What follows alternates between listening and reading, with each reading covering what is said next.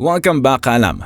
Ngayon ay kilalanin naman natin ang mga senador na suportado ang administrasyon ni Bongbong Marcos. Sherwin Gatchalian, nasa ika-4 na pwesto sa nagwaging senador ang pangalan ni re-electionist Win Gatchalian sa kanyang ikalawang termino na tumakbo sa ilalim ng unity team ni BBM at Sara Duterte. Sa unang termino niya bilang senador, nagsilbi siyang chairman ng Senate Committees on Basic Education and Energy. Nagpahayag din siya ng suporta para sa pagbabalik ng parusang kamatayan, mandatory pagbabakuna, pagpasa ng anti-endo bill at anti-balimbing bill. Dati na rin siyang nagsilbi bilang kinatawan ng 1st District ng Valenzuela City mula 2001 hanggang 2004 at mula 2013 hanggang 2016. Sa pagitan ng mga stints sa lower chamber, siya ang naging alkalde ng lungsod mula 2004 hanggang 2013. Siya ang pangunahing nag-akda ng hindi bababa sa 12 batas, kabilang ang Overseas Workers Welfare Administration Act, Philippines Energy Research and Policy Institution Act, at ang Alternative System Learning Act. Ipinangako ni Win na kapag siya ay nanalo, tutulong siya sa pagbibigay ng dekalidad na edukasyon para sa lahat ng mag-aaral, pagtaas ng sahod ng mga guro, pagpapababa sa halaga ng kuryente, pagbabawas ng dependency sa imported na langis at pagpapabuti ng Pantawid Pasada Program na kasama rin sa plano ng bagong Pangulo sa kanyang termino. Juan Miguel Zubiri. Tumakbong independent candidate si re-electionist Juan Miguel Zubiri.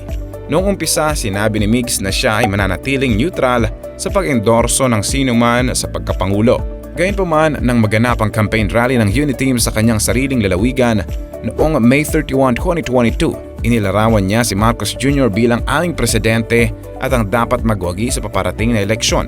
Dito nagsimula ang pagpapakita ng suporta ng senador para sa bagong administrasyon.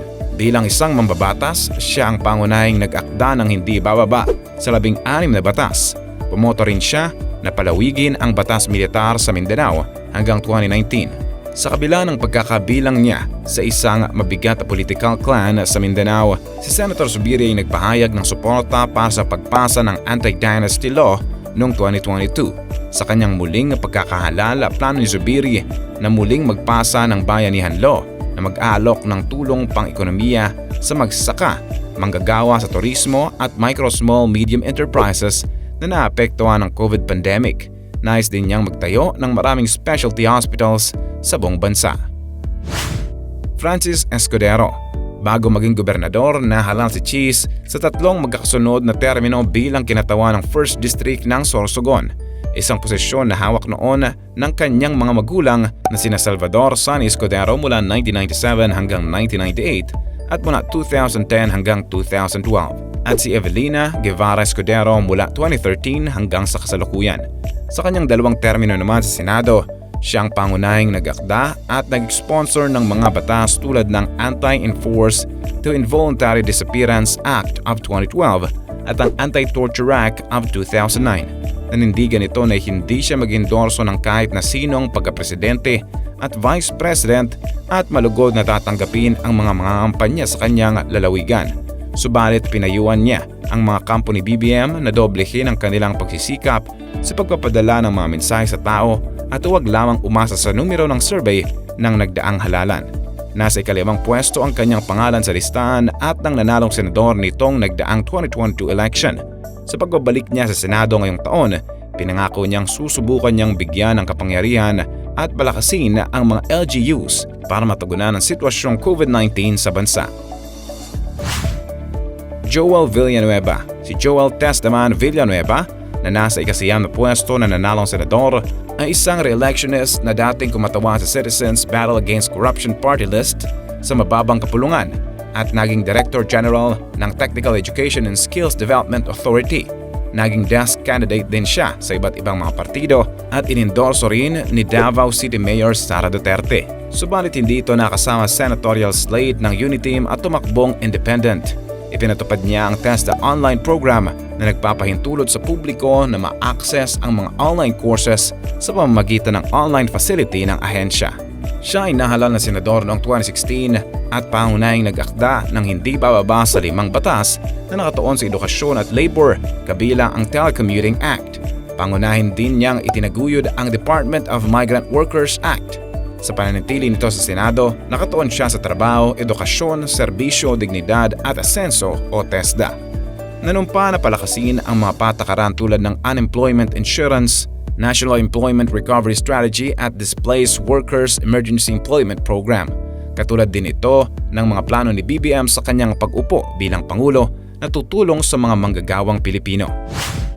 Raffy Tulfo. Ito ang unang bid ni Raffy Tulfo para sa pampublikong opisina at pumangatlo sa listahan ng mga nagwaging senador nitong nagdaang halalan.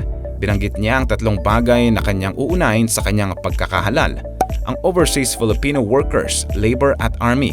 Suportado nito ang pagbubuo ni BBM ng departamento para sa mga migrant workers na pamumunuan ng anak ng dating senador na si Blas Ople. At bilang isang kasapi ng media, balak din itong magpasa ng Magna Carta para sa mga manggagawa sa media. Susuportahan din niyang mga media workers na makakuha ng proteksyon. Kaya naman suportado nito ang pagpasa ng isang panukalang batas na inihain ng ACT CIS Party List na naglalayong magbigay ng proteksyon, seguridad at benepisyo sa manggagawa sa media. Kilala si Raffy bilang isang broadcast journalist, komentarista at multimedia personality ng mga programa sa serbisyo publiko na wanted sa radyo at Idol in Action na tumutulong sa paghahain ng reklamo ng mga ordinaryong Pilipino. Tumakbo man siyang independent candidate, dinipensa naman ito si BBM at sinabi nitong karapatan ng sino mang kandidato, tao o pribadong mamamayan na tanggihan ang anumang organisasyon ng media na gustong mag-interview sa kanila. Loren Legarda. Pumangalawa naman ang pangalan ni Loren Legarda sa mga nagwaging senador noong halalan, nakabilang sa Uniteam Senatorial Slate ni na BBM at Sara. Malakas na suporta ang kanyang nakuha kina BBM at Sara sa pagbabalik nito sa Senado. Isa rin siya sa tagapagtaguyod para sa iba't ibang layunin kabilang ang pagtataguyod ng kultura at sining ng Pilipinas. Si Legarda ay unang nahalalan sa Senado noong 1998 kung saan siya ay nagsilbi sa kabuuang tatlong hindi magkakasunod na termino hanggang 2019. Siya ay pangunahing nag-akda ng ilang mga batas kabilang ang Climate Change Act of 2019, Expanded National Integrated Protection Area System Act ng 2018 at ang Unified Financial Assistance System para sa Tertiary Education Act. Taong 2009 nang siya ay tumakbo bilang kinatawan ng nag-iisang distrito ng Antique at nanalo. Siya ay kasalukuyang nagsisilbi bilang Deputy Speaker ng House of Representatives. Sinusuportahan naman niya ang pagpapasa ng SOGI Bill, ang pag-renew ng prangkisa ng ABS-CBN at ang legalisasyon ng diborsyo. Mark Villar. Ang dating kalihim na si Mark Villar ng Department of Public Works and Highways na kilala sa kanyang trabaho bilang isolation shark sa gitna ng pandemic sa pagpapadali ng flagship Build Build Build campaign ng Duterte administration na kasapi sa senatorial slate ng Uniteam. Nasa ika-6 na pwesto si Mark Villar sa nagwaging senador. Siya ay nahalala sa kinatawan ng nag-iisang distrito ng Las Piñas sa loob ng tatlong magkakasunod na termino. Ngunit hindi natapos ang kanyang panghuli noong 2016. Sa kanyang pagkapanalo, isinulong ni Mark ang pagpapatuloy, promosyon at legislative expansion ng proyekto ng Build Build Build sa ilalim ng susunod na administrasyon upang mapabuti ang koneksyon at mapadali ang paglago ng ekonomiya. Unahin din ito ang pagbuo ng trabaho sa mga Pilipino na katulad ng hangad ni BBM sa kanyang pagkapanalo. Noon pa man ayon kay Marcos Jr., nakausap na niya si Mark sa plano nitong tumakbo bilang senador. Kaya naman si BBM mismo ang nagkumpirma ng pagkakasama nito sa kanilang lineup. Asan na magiging maganda ang pagtutulungan nilang dalawa sa bagong administrasyon dahil isa siya sa personal bets ng bagong halal na Pangulo. Jinggoy Estrada. Bago magsilbi bilang dalawang magkasunod na termino bilang senador hanggang 2016, si Jinggoy ay naupo muna sa San Juan City bilang vice-alkalde noong 1998 at pagkatapos ay tatlong magkakasunod na termino bilang alkalde hanggang 2001. Sa kanyang unang termino sa Senado, siya ay nag-akda ng pangunahing 20 batas. Muli siyang nahalal noong 2010 at nagsilbi bilang Senate President para sa kanyang termino. Sa kanyang pagbabalik sa Senado, nangako ito sa pagpapatuloy ng kanyang advokasya at legislative work on labor.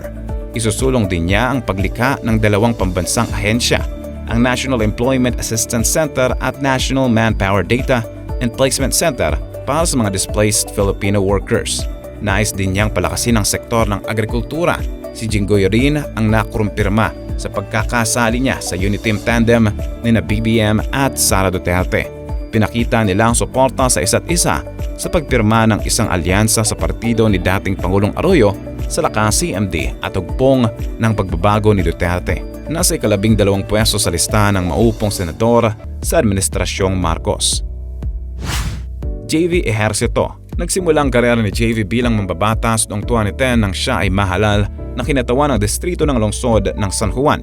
Nagpatuloy siya sa pagsilbi ng isang termino sa Senado mula 2013 hanggang 2019. Si JV ang pangunahing nag-akda ng higit sa 70 na mga batas kabilang ang healthcare laws. Isa siya sa may akda at pangunahing sponsor ng Universal Healthcare Act na ipinangako niyang ganap na ipatutupad sa kanyang pagkahalal ngayon. Nasa ika-10 naman ang kanyang pangalan sa halalan at sumusuporta sa kampanya ng administrasyon laban sa ilegal na droga at isa sa nagtulak ng panunumbalik ng parusang kamatayan para sa high-level drug trafficking at plunder. Ito rin ang target na masugpo ng Administrasyong Marcos kaya naman asana na may papatupad ito sa kanilang termino. Nangako din si JB na palalakasin niya ang kabataan sa pamamagitan ng edukasyon at susuportahan ng mas maraming biking infrastructure bilang tugon sa pagtaas ng gasolina. Tutugunan din ito ang kakulangan ng mga healthcare workers sa pamamagitan ng pagbibigay ng just compensation, personal protective equipments at allowances. Robin Padilla. Ang aktor ang pinakahuling nagsilbi bilang chairperson ng Strategic Communications Arms ng Multisectoral Advisory Board. Pinuri ni Robin Padilla ang war on drugs ng Administrasyong Duterte na siya ring ipagpapatuloy ng bagong administrasyon. Sinusuportahan nito si Pangulong Duterte sa paglilibing ng yumaong na si Ferdinand Marcos Sr. sa libingan ng mga bayani. Siya ang kumumpleto sa senatorial slate ng Uniteam bilang BBM at Sara at nanguna sa listahan ng mga nagwaging senador na makakasama sa Administrasyong Marcos. Noong una ay sinabi ni BBM na isa lamang siyang panauhin ng kanilang partido, ngunit kalaunan ay naging kasapi na ito sa kanilang lineup. Pinangako niyang tutuparin ang kampanya ng anti-criminality at pagsugpo sa ilegal na droga, pagpapalakas ng mga negosyo para sa masa sa pamamagitan ng kooperatiba, social enterprise at iba pang micro and small enterprises. Ang pagsasabatas ng community policing and community courts. Siya rin ang kauna-unang Muslim na naging senador sa kasaysayan ng politika sa bansa. Kaalam, anong masasabi mo sa ating nakamamangang topic ngayon? Nakilala mo na ba ang mga senador na suportado sa bagong administrasyon? Anong masasabi mo sa mga bagong senador natin? Antayin ko ang sagot mo sa comment section. Huwag mong kalilimutang i-like ang ating video at mag-subscribe ka na rin sa ating channel. At siguraduhin na panoorin ang next videos na siguradong magugustuhan mo. Ito ang inyong Kaalam na nagsasabing, knowledge has a beginning but no end.